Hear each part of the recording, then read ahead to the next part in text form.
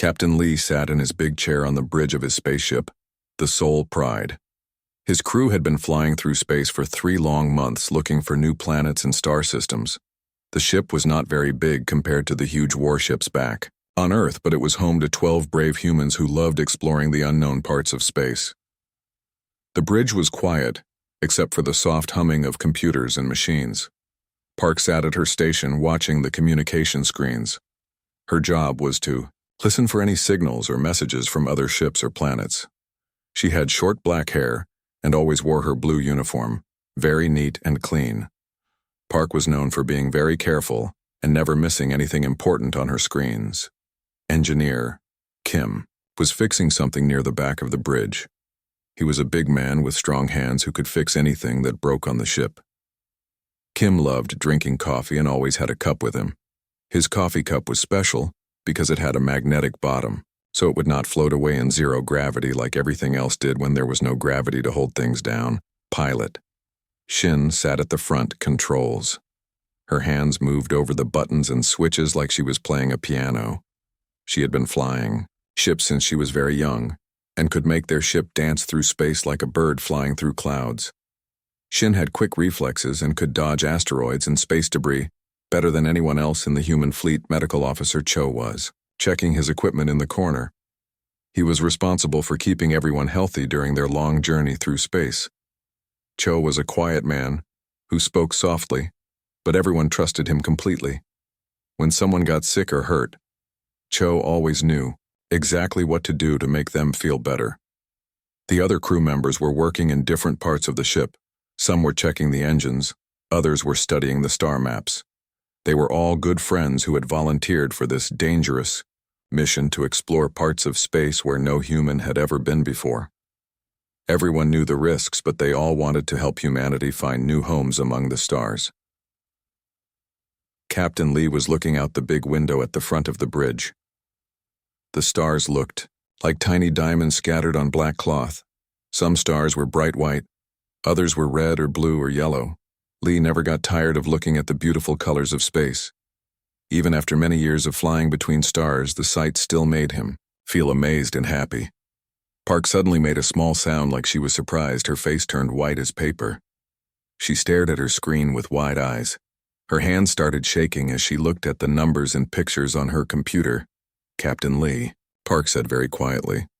Her voice was shaking like she was scared. You need to see this right now. What is it? Park Lee asked. He could tell something was wrong because Park never got scared easily. She had seen many strange things in space before, but she always stayed calm and did her job properly. Park pressed some buttons and the big screen at the front of the bridge turned on. The screen showed something that made everyone stop what they were doing and stare with open mouths. There in front of them was the biggest fleet of spaceships anyone had ever seen. The alien ships stretched across space like a huge metal cloud that went on forever and ever. There were so many ships that they could not count them all. Each ship was much bigger than any human ship they had ever built. The smallest alien ships were twice as big as the Sol Pride.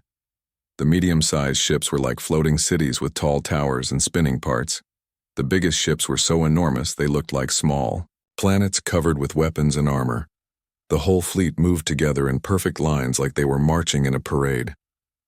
Kim dropped his coffee cup and forgot to catch it.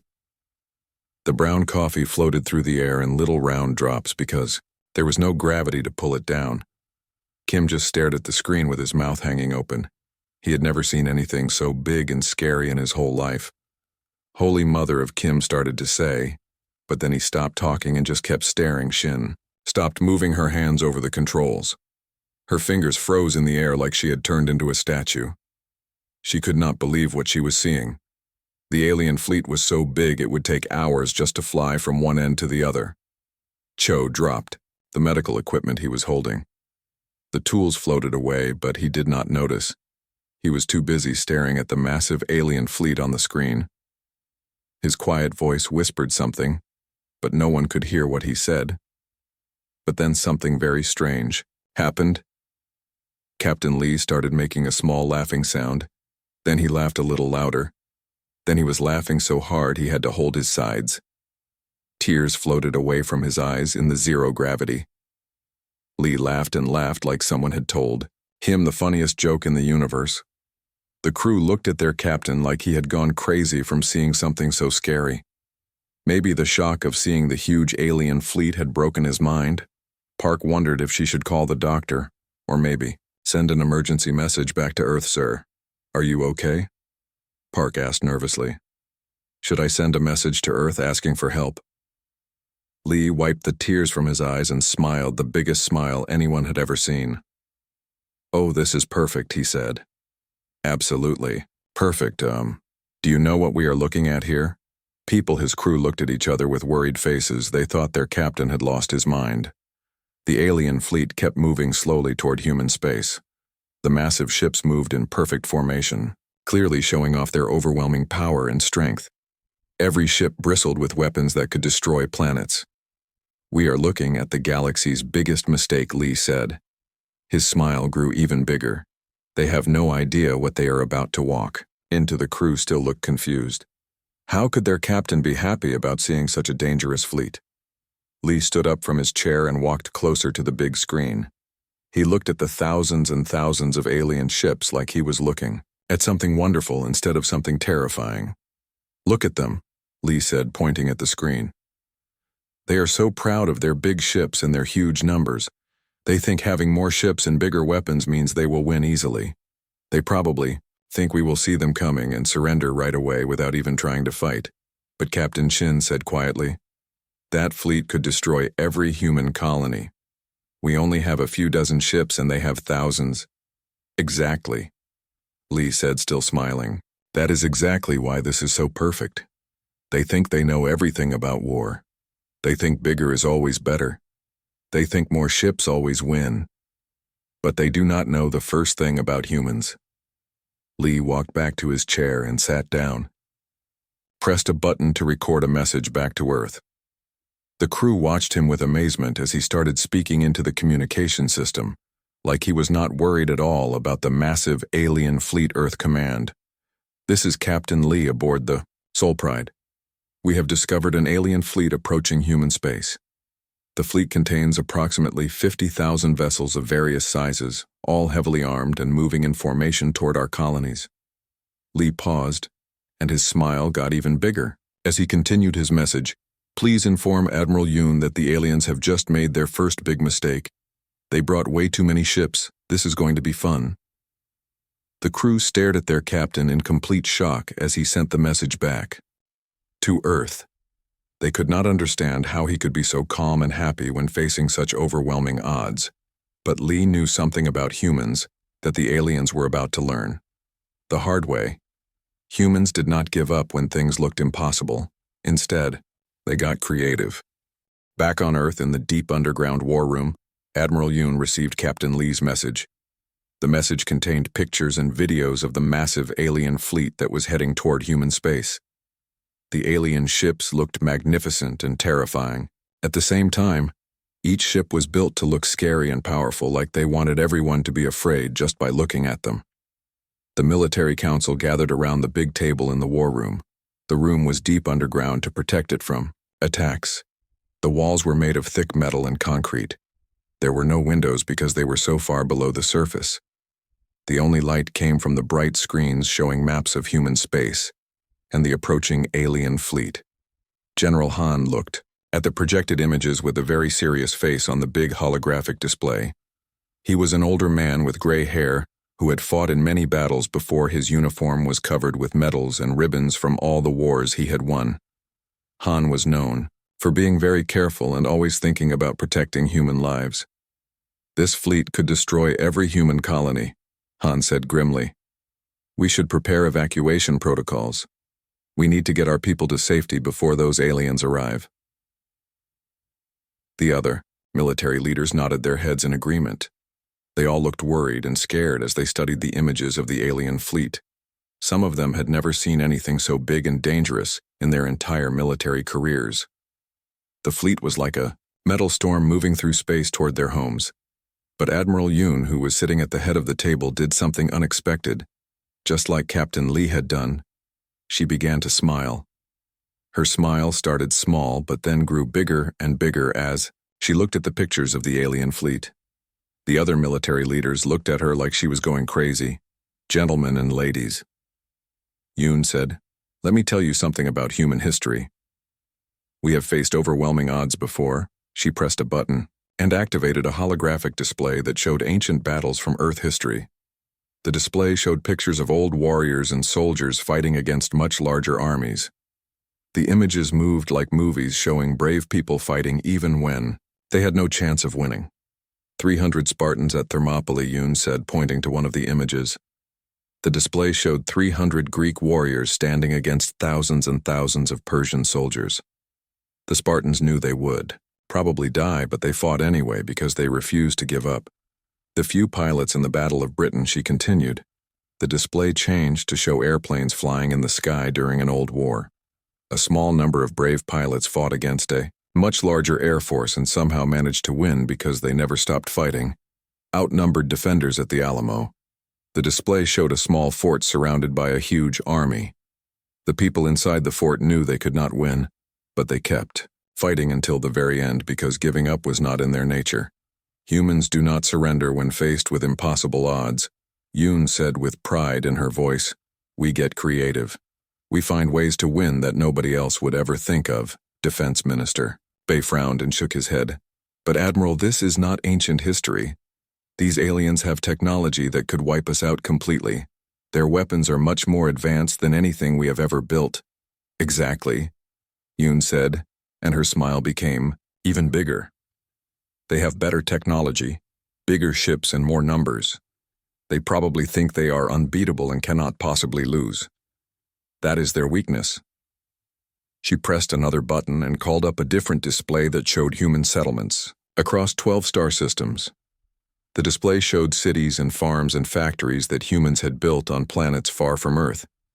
Each settlement was like a small piece of Earth in the darkness of space. Look at what we have built in just 200 years since leaving Earth, Yoon said. She pointed to all the different colonies and settlements scattered across space. We did not do it with the biggest ships or the best weapons. We did it by being stubborn, crazy, and refusing to give up no matter what happened. The room fell silent as everyone looked at the display and thought about what the Admiral was saying. These were not just any humans sitting in this room. These were the descendants of people who looked at the vast emptiness of space and said, let's live there. People who saw hostile planets with poisonous air and freezing cold and said, let's make gardens there. People who faced the unknown dangers of space and laughed at them. These humans came from families who had left the safety of Earth to build new homes among the stars. They were the children and grandchildren of explorers and pioneers who never backed down from a challenge. Commander Seo, who was sitting at the back of the room, spoke up. What is the plan? Admiral Yoon's smile became almost like a hunting animal getting ready to catch its prey. We are going to do what humans do best, she said. We are going to be absolutely, completely unreasonable. The other military leaders looked confused. They did not understand what being unreasonable had to do with fighting a war against a superior enemy. But Admiral Yoon knew something that the aliens were about to learn the hard way. She stood up and walked to the big display showing the alien fleet. Look at how they fly in perfect formation, she said, every ship in exactly the right place, every movement planned and organized. They follow rules and procedures like a machine. That is how they have conquered 47 different civilizations, always the same strategy. Show up with overwhelming force demand, surrender and absorb the defeated species into their empire. It has worked every single time for 3,000 years. But Admiral General Han said they have 50,000 ships. We have maybe a few hundred. At most, how can being unreasonable help us against those odds? Because Yoon said they are thinking like conquerors, and we are going to think like humans. They expect us to be reasonable. They expect us to look at their big fleet and surrender or fight them in a normal way. But humans are not normal. She pressed more buttons and the display changed to show human military units scattered throughout their territory. Unlike the alien fleet, which moved in one huge group, the human forces were spread out in small, fast units that could move quickly and independently. They brought a sledgehammer to fight a swarm of bees, she said, and bees do not fight like sledgehammers expect them to. The military leaders began to understand what Admiral Yoon was planning. The aliens expected a traditional battle with big ships shooting at each other in organized formations, but humans had never been traditional. They had always found unexpected ways to win against superior enemies. "We are going to make them regret bringing such a big fleet," Yoon said. "We are going to make them wish they had stayed home. We are going to show them that sometimes the best way to fight overwhelming force is with overwhelming annoyance." She turned to face all the military leaders in the room. "Start sending orders to all our ships and stations. Tell them to prepare for Operation Mosquito Swarm. The aliens think they know what they are getting into, but they have no idea what humans can do when they decide to be completely unreasonable." The room filled with excited voices as the military leaders began to understand the plan. They were not going to fight the aliens the way the aliens expected. Instead, they were going to fight like humans, which meant fighting in ways that made no sense to anyone else but somehow always worked. Admiral Yoon looked at the display one more time, showing the massive alien fleet approaching human space. Soon those aliens would learn why every species in the galaxy should be very careful before they decided to threaten humanity. High Admiral Vexter of the Hegemony stood on the bridge of his flagship, the Eternal Dominion. His body was tall and thin with 4 arms that moved like snakes when he talked. His skin was blue-gray like metal and his eyes were large and black like deep holes. His uniform was covered with gold decorations that showed his high rank in the Hegemony military. The bridge of his ship was enormous with high ceilings and walls made of polished metal. Hundreds of alien crew members worked at stations, arranged in perfect rows. Each alien knew exactly what to do and when to do it. The Hegemony valued order and discipline above everything else. Every movement was planned and every action followed strict rules for 3,000 years. Vextar and his people had conquered world after world using the same simple strategy. Show up with so many ships that the enemy could not possibly win, demand surrender from the frightened primitives, watch them panic and beg for mercy, then absorb the defeated species into the great Hegemony Empire. It had worked perfectly every single time. The Hegemony had conquered 47 different civilizations using this method. Some species tried to fight, but they always gave up quickly when they saw how hopeless. It was a few species tried to hide, but the Hegemony always found them. Eventually, every species learned that resistance was useless. "These humans will kneel like all the others," Vextar declared to his officers. His 4 arms gestured grandly as he spoke, making him look like he was conducting an orchestra. "Our intelligence reports show they have only a few dozen worlds, primitive weapons, and small ships. This will be our easiest conquest yet." Subcommander Zilka nodded her head in agreement. She was smaller than the High Admiral, but just as confident in their victory. Her job was to study enemy species before the Hegemony conquered them.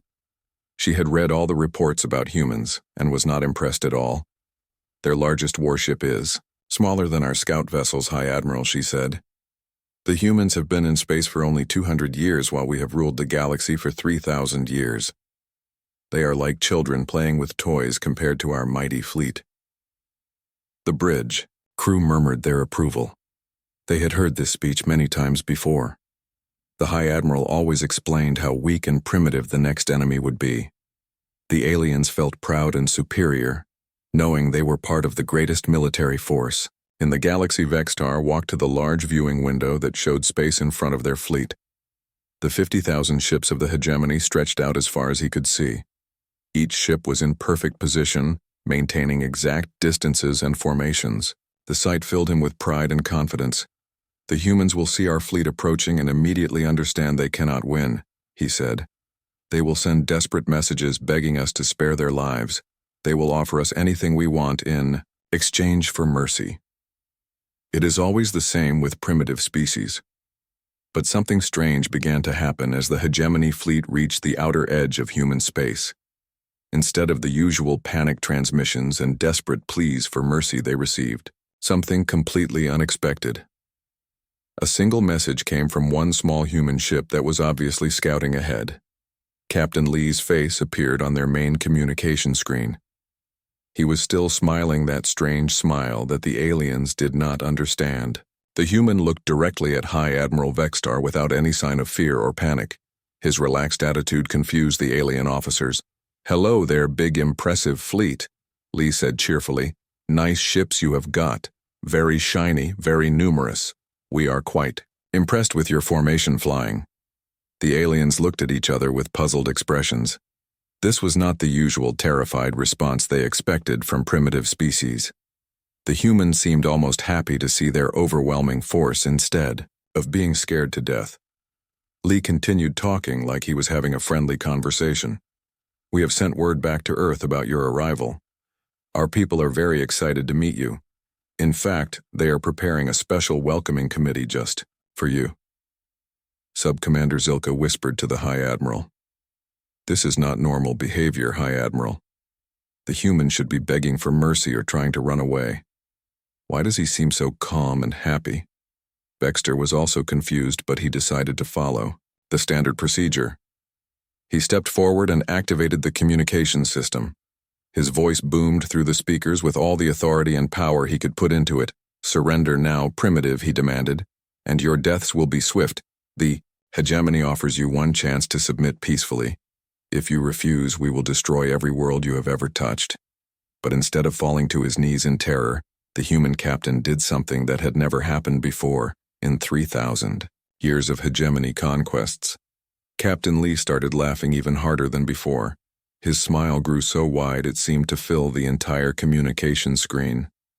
Oh, we are not surrendering, Lee said, while still chuckling. See, you made one tiny mistake. You assume that bigger and more numerous always means better. That strategy might work on sensible species. But here is the thing about humans. We are not sensible at all. The transmission cut out, suddenly leaving the alien fleet in complete confused silence. High Admiral Vextar stared at the blank screen, unable to understand what had just happened. In 3,000 years of conquest, no species had ever responded like this. Where were the desperate surrender offers? Where was the panic? Where was the begging and pleading for mercy? Instead, the humans seemed to be looking forward to the battle, like it was some kind of game or entertainment. Communications Officer Texal, who was monitoring human transmissions throughout their territory, reported nervously, High Admiral, we are detecting strange activity throughout human space. Their ships are moving, but not in retreat patterns. They appear to be moving toward us. Vexter laughed, but his laugh sounded forced and uncertain. Excellent, he said. They choose to fight. This will be even more entertaining than I hoped. We will crush their pathetic resistance and add another species to our empire. But privately, Vextar felt something he had not experienced in many years: uncertainty. The humans were not behaving like any species he had ever encountered before. They seemed to welcome the overwhelming odds instead of being terrified by them. Sub-Commander Zilka studied her tactical displays showing human ship movements. The patterns made no sense to her trained military mind. Instead of gathering their forces for a desperate last stand or trying to evacuate their civilians, the humans were spreading out in small groups. High Admiral, she said quietly. Their movement patterns do not match any known military doctrine. They are not following any logical strategy that I can identify. Vextar walked back to his command chair, feeling less confident than before. The humans were already proving to be different from every other species. The hegemony had conquered, but different did not mean dangerous. The hegemony still had 50,000 ships against a few dozen human colonies. No matter, he declared, we will proceed with the standard conquest protocol. Their strange behavior will not save them from the inevitable defeat. Primitive species sometimes act irrationally when faced with superior force. It means nothing. But as the hegemony fleet continued deeper into human space, the aliens began to notice more strange things. Human ships appeared and disappeared in ways that made no tactical sense. They seemed to be everywhere and nowhere at the same time, always just out of reach of the hegemony weapons. The humans were not fighting like any enemy the hegemony had ever faced. Before, they were not even fighting like an enemy at all. They seemed to be playing some kind of elaborate game that only they understood. The rules of this game were completely unknown to the aliens. High Admiral Vextar tried to maintain his confidence, but deep inside he was beginning to wonder if the hegemony had finally encountered something they did not understand. What the aliens did not understand was that humans had been preparing for this exact moment since they first reached for the stars. not preparing for this specific fleet, but for the day when they would meet something bigger and stronger than themselves. Humans always expected to be the underdog, because they had always been the underdog throughout their entire history. Admiral Yoon sat in the command center on Earth, coordinating the human response from her underground war room. Dozens of screens showed human ships moving throughout their territory like busy ants getting ready for something important. These were not the massive battleships the aliens expected to see. Instead, they were small, fast ships, built with one simple idea in mind. If you cannot win through strength, then win through chaos. Captain Zhang commanded a squadron of what humans called mosquito ships. These vessels were barely larger than fighter planes, but they were packed with the strangest weapons anyone had ever seen. Her ship was called the Dancing Bee, and it could move faster and turn sharper than anything the aliens had in their fleet. Remember, Yang told her pilots over the communication system, "We are not trying to destroy their big ships. We are trying to make them angry, confused, and stupid. Our job is to be the most annoying thing they have ever encountered in their entire lives." The mosquito ships were painted in bright colors like yellow and pink and orange, so they would be easy to see against the blackness of space. Each ship had speakers mounted on the outside that could broadcast sounds directly into space. The ships also carried the most unusual cargo anyone had ever loaded onto a warship. The alien fleet advanced through human space, in their perfect formation like a giant metal wall that stretched across the stars. High Admiral Vextar expected the humans to meet them with their own battle formation for a traditional space battleship against ship weapon against weapon, but humans had never been traditional about anything, especially when it came to fighting. As the first alien ships entered the heart of human territory, they encountered something completely unexpected. Human ships appeared from everywhere and nowhere, like magic tricks. They hid behind asteroids, inside gas clouds, and even inside the rings of planets where the aliens could not see them coming. The human ships attacked, but not with normal weapons. Instead, they used the most annoying disruptive chaos, creating tactics anyone could imagine. Some human ships flew right up to the alien vessels and started broadcasting terrible music at the loudest volume possible directly into the alien communication channels. The music was so bad it hurt to listen. It was a mixture of screaming guitars, pounding drums, and singers who could not carry a tune. The aliens tried to turn off their communication systems, but then they could not talk to each other or coordinate their attacks. Other human ships released clouds of tiny metal pieces called chaff that made the alien sensors completely useless. The chaff spread out like glittery snow, making it impossible for the aliens to tell where the real human ships were hiding among all the sparkling bits of metal. A few human ships launched missiles that did not explode when they hit the alien vessels. Instead, the missiles were filled with bright-colored paint that splashed across the alien ship windows and viewports, covering them with rainbow colors, so the aliens could not see where they were going. Captain Minho flew his ship called the Laughing Shark directly between two enormous alien battleships. His ship was so small compared to the alien vessels that their weapons could not target him properly. It was like trying to shoot a fly with a cannon while the fly danced around your head. Minho activated his ship's special cargo bay and released thousands of small objects that looked like confetti and party streamers.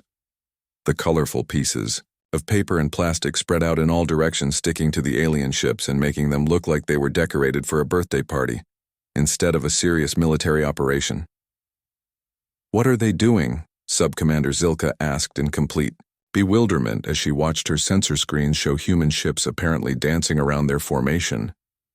The humans were dodging the massive alien weapons while shooting glitter bombs and silly string at the mighty hegemony fleet. The aliens tried desperately to target the annoying human ships, but their huge weapons were designed for fighting other big ships in traditional battles. They were not made for swatting tiny, fast-moving targets that refused to stay still long enough to get hit. It was exactly like trying to kill mosquitoes with giant hammers. The mosquitoes were too small, too fast, and too smart to get caught. Meanwhile, the humans darted in and out of the alien formation, never staying in one place long enough to be destroyed, but always close enough to cause maximum annoyance. Captain Su-Yung commanded a group of ships that specialized in electronic warfare, but not the kind that damaged enemy systems. Instead, her ships broadcast fake radio signals that made the alien computers think there were human ships everywhere, even in places where no ships actually existed. The alien sensors showed thousands of human vessels surrounding their fleet, but when they tried to shoot at these targets, their weapons hit nothing but empty space. The real human ships were somewhere else entirely, probably laughing at the confusion they were causing. But the biggest surprise was still coming. The aliens had not yet reached Earth itself, where the humans had prepared their most elaborate welcome. The real trap was waiting at the heart of human space, where Earth sat apparently defenseless, with only a few small orbital stations protecting it. High Admiral Vexstar was getting more frustrated by the minute. His perfect formation was falling apart as his ship commanders asked for orders that he could not give. How do you fight an enemy that refuses to fight properly? How do you defeat ships that treat a serious battle like some kind of carnival game? The human ships continued, their strange attacks filling space around the alien fleet with music, confetti paint, and fake signals. The aliens found themselves surrounded by chaos and confusion instead of the orderly battle they had expected. Their advanced technology seemed useless against opponents who fought like mischievous children. Admiral Yoon watched the battle unfold on her screens in the Earth Command Center. Everything was going exactly according to plan. The aliens were getting more angry and confused with every passing minute. Their rigid military discipline was breaking down as they tried to deal with tactics that made no sense to their ordered minds. Now comes the real show, she said to her staff as the alien fleet finally approached Earth itself. The aliens think they have seen everything we can do, but they have not seen anything yet. Captain Lee and his crew were still broadcasting from their tiny ship surrounded by the massive alien fleet. They had been the bait all along, keeping the aliens focused on their small vessel while secretly placing special transmitters throughout the alien formation. The aliens had no idea that every annoying attack, every strange tactic, and every confusing moment had been carefully planned to lead them exactly where the humans wanted them to go. The real battle was about to begin, and it would be unlike anything the galaxy had ever seen before. The humans were ready to show the aliens what happened when you brought overwhelming force against a species that specialized in being overwhelmingly unreasonable. The aliens learned too late that humans never build their defenses where enemies expect to find them. As the massive hegemony fleet approached Earth, ready to deliver what they thought would be the final killing blow, the empty space around the planet suddenly came alive with activity that defied all logic and military sense. What High Admiral Vexstar thought was completely empty space was actually filled with thousands of tiny automated defense platforms. Each platform was no bigger than a household refrigerator and had been completely invisible to alien sensors until the moment they activated themselves. But these were not weapon platforms designed to destroy ships. They were something much worse for a species that valued perfect order and formation. They were chaos generators built by humans who understood that sometimes the best defense against overwhelming force was overwhelming confusion. Admiral Yoon sat in her command chair deep beneath Earth's surface watching her master plan unfold on dozens of screens around her. The alien fleet was positioned exactly where she wanted them, completely surrounded by her hidden surprises, without even knowing it. Fire, she said simply, and her voice was calm like she was ordering coffee. Instead of starting the strangest battle in galactic history, suddenly the space around the alien fleet filled with thousands of holographic projections that appeared out of nowhere. Fake human ships materialized everywhere, each one broadcasting different signals, different challenges, and different messages. The alien sensors could not tell what was real and what was just light and shadow. Some of the holographic ships looked like massive human battleships that did not actually exist. Others looked like strange alien vessels that humans had invented just to confuse the enemy. A few projections showed things that were completely impossible, like ships shaped like giant animals or floating castles made of crystal. At the same time, Captain Lee and his crew, who had been broadcasting from their tiny ship throughout the entire encounter, revealed their true purpose. They had never been scouts or bait. They were something much more important. They had been secretly planting transmitters throughout the alien fleet while pretending to be harmless observers.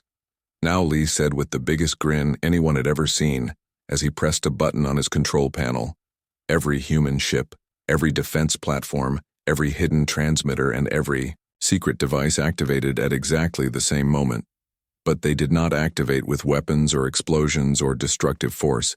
Instead, they activated with something far more devastating to a rigid military hierarchy.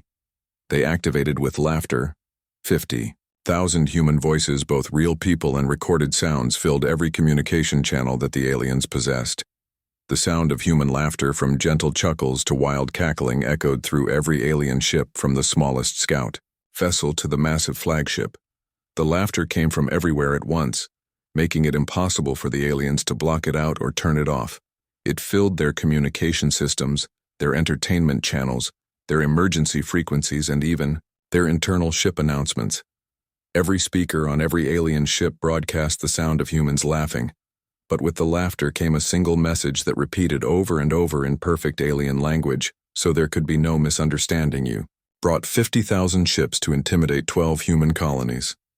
50,000 ships for 12 colonies. Did you really think that would work? The psychological effect on the alien fleet was immediate and devastating. The hegemony had built their entire reputation on being overwhelmingly powerful and intimidatingly superior. Suddenly they realized how completely ridiculous they looked. They had brought a sledgehammer to swat a fly, and the fly was not just surviving, it was laughing at them. The proud warriors who had conquered 47 civilizations suddenly felt like bullies who had been caught picking on someone much smaller and then been made to look foolish in front of everyone. High Admiral Vexstar stared at his screens in growing horror as his perfect formation began to dissolve into complete chaos. His ship commanders were sending him frantic messages asking for orders. But what orders could he possibly give? How do you maintain military discipline when your enemy treats your overwhelming force like a cosmic joke? How do you order an attack when your weapons are designed to fight enemies who take you seriously, not enemies who think you are hilarious? The alien crew members on every ship began looking at each other with confusion and embarrassment. They had been so proud of their mighty fleet just minutes ago, but now they felt like children who had been caught playing with toy soldiers while pretending to be great generals. Captain Park, who was still aboard the tiny human exploration ship, completely surrounded by the massive alien armada, made one final transmission that would be remembered throughout the galaxy for generations to come. "You know what the funny thing is," she said while still smiling at the alien fleet surrounding her small vessel. "We could have just said no. You could have asked nicely if we wanted to join your empire, and we would have politely declined." She paused to let that sink in before continuing. "But instead, you brought 50,000 ships to threaten us. Now everyone in the galaxy is going to hear about the mighty hegemony fleet that got pranked by a few dozen humans with a sense of humor." The final blow came when news of the encounter began spreading throughout. Known space, other alien species who had been conquered by the hegemony started receiving the recordings of what had happened. Human laughter and the image of the great fleet being made to look foolish spread from world to world. Species that had lived in fear of hegemony power for thousands of years suddenly began asking themselves important questions. If humans could make fools of the great fleet, then what did that say about hegemony invincibility? If a few dozen human colonies could turn 50,000 ships into a laughingstock, then maybe the hegemony was not as unbeatable as everyone thought. The psychological damage to hegemony authority was far worse than any military defeat could have been. A military loss could be explained away or avenged later. But being laughed at by the entire galaxy was something that could never be undone. Commander Zilka approached High Admiral Vexstar on the bridge of the flagship. Her forearms hung at her sides in defeat, and her large black eyes could not meet his gaze. "High Admiral," she said quietly. "What are your orders?" Vexstar looked around his bridge at the crew members who had been so confident just hours ago. Now they all looked embarrassed and uncertain. The mighty hegemony fleet had been reduced to a cosmic punchline, and everyone knew it. "Retreat," he said finally, and his voice was barely a whisper. "Retreat and never speak of this again." But of course it was already too late. The story was spreading faster than their ships could travel soon. Every species in the galaxy would know about the day the humans made the hegemony look ridiculous. As the alien fleet began its long, shameful journey back to their home territory, the humans continued their celebration throughout their colonies. The laughter that had started as a weapon became a genuine expression of joy and relief. Admiral Yoon stood up from her command chair and walked to the viewing screen that showed the retreating alien fleet. That she said to her staff is how you deal with bullies. You do not try to out-bully them. You make them look so silly that nobody takes them seriously anymore. Captain Lee sent one final message to the departing aliens. Thanks for visiting human space, he said cheerfully. Feel free to come back anytime you want to be entertained. And throughout human territory, from the smallest outpost to the largest colony, the laughter continued echoing through space like a song of victory, sung by a species that had just proven once again that sometimes the best way to defeat overwhelming odds was with an overwhelming sense of humor. The galaxy would never be quite the same again.